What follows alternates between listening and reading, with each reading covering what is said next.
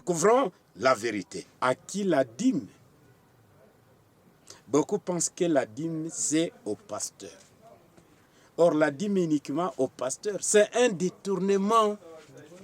Dans le plan de Dieu, il a établi la loi de la dîme pour pourvoir aux besoins, évidemment à ses serviteurs. Au temple de Jérusalem, le peuple lévite, ils avaient droit à la dîme parce que Dieu leur avait donné la fonction d'être ses serviteurs au temple. Maintenant, cette dîme, ils devaient partager avec la catégorie des gens dont je vais vous parler. Deutéronome, chapitre 14, verset 28 au verset 29. Au bout de 3 ans, tu sortiras toute la dîme de tes produits pendant la 3e année et tu la déposeras dans tes portes. Alors viendront les Lévites qui n'ont ni part ni héritage avec toi. L'orphelin, la veuve, qui seront dans tes portes et ils mangeront et se rassasieront afin que l'Éternel, ton Dieu, te bénisse dans tous les travaux que tu entreprendras de tes mains. Qui va donner la dîme? Qui va manger? Les Lévites, qui n'a ni part ni héritage. Il n'a pas de champ, il n'a pas de boutique, il n'est pas un homme administrateur, n'est pas un employé, n'est pas un employeur. Lui, il se donne à l'œuvre de Dieu. Il devait partager la dîme avec l'étranger, les déplacés de guerre, les réfugiés. Il devait partager avec la veuve, avec l'orphelin. Dieu a pitié des gens quand ils sont dans la misère, quand ils sont dans la pauvreté. Maintenant, il a établi son église pour que cette église pourvoie aux besoins des pauvres en général, tout en pourvoyant aussi aux besoins des serviteurs de Dieu qui n'ont rien, parce que Dieu ne veut pas aussi que ses serviteurs meurent de faim. Mais lorsque toutes les dîmes sont rassemblées et destinées uniquement vers les pasteurs, c'est un détournement, parce que ça va priver les veuves et les orphelins de leurs droits.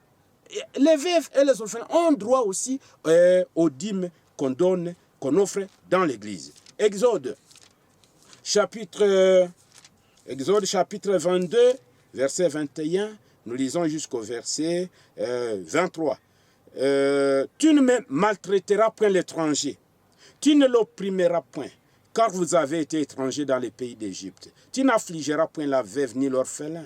Si tu les affliges et qu'ils viennent à moi, j'entendrai leurs cris et ma colère s'enflammera. Je vous détruirai par l'épée, vos femmes deviendront veuves et vos enfants orphelins. Dieu a dit aux sacrificateurs, attention, ne mangez pas seuls les dîmes.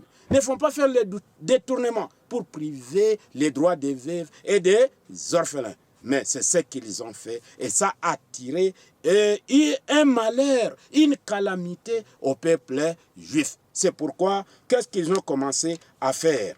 Dans Ésaïe, chapitre 10, verset 1, voyez, ils ont fait la politique des détournements. Ésaïe chapitre 10, verset 1. Malheur à ceux qui prononcent des ordonnances iniques, à ceux qui transcrivent des arrêts injustes, pour refuser justice aux pauvres, pour ravir droit aux malheureux de mon peuple, et pour faire des veuves leur proie et des orphelins leur butin. C'est pourquoi Jésus, appelant Jean-Baptiste, toi tu vas aller amener la réforme. Il est allé au désert, il a commencé à prêcher. Ceux qui voulaient le salut, ils ont dit à Jean, que ferons-nous donc? Il leur dit, celui qui a des tuniques, qu'il donne à celui qui n'en a pas. Celui qui a de quoi manger, qu'il donne à celui qui n'en a pas. C'est pourquoi Jésus, aussi en venant dans le monde, il a prononcé une malédiction aux pasteurs qui travaillent pour l'argent. Aujourd'hui, la religion est devenue une source de gain.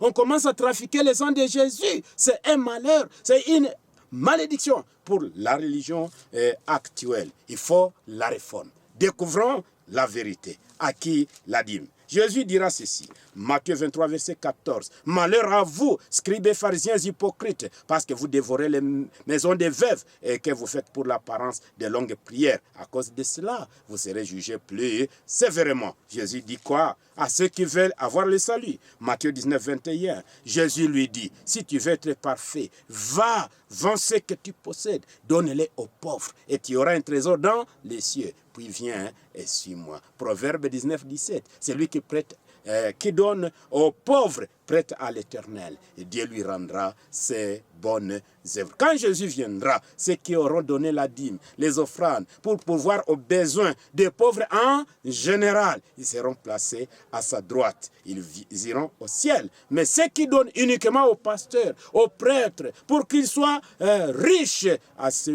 quand Jésus viendra, ils seront placés à sa gauche. Ils seront liés les pieds, les mains, les pasteurs et leurs oreilles. Ils iront en enfer. Dernier verset. Romains, chapitre 16, verset 17. Les hommes qui travaillent pour leur ventre.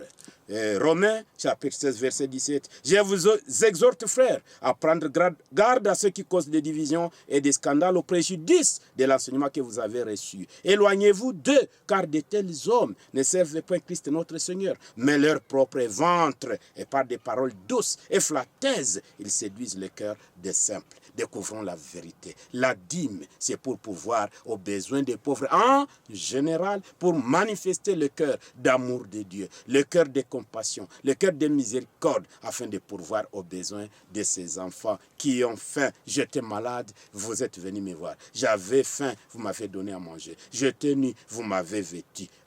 Par les dîmes et les offrandes, c'est pour manifester le cœur de Dieu, pour venir en aide à l'humanité souffrante. Découvrons la vérité, la dîme, c'est pour les pauvres. En général, que Dieu vous bénisse.